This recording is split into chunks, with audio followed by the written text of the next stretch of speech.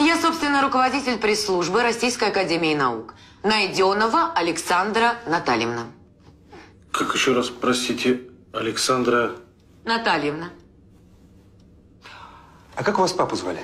Сережа. Натальевна – это отчество по матери. Можно сказать, матчество. Матчество? А так бывает? После взятки в ЗАГСе еще и не так бывает. И вообще, вы свои мужские шуточки бросьте. Я, между прочим, феминистка. С женщинами? Нет, это лесбиянка. Баба-мужик? Нет, это танцвестит. Кто свистит? Никто не свистит.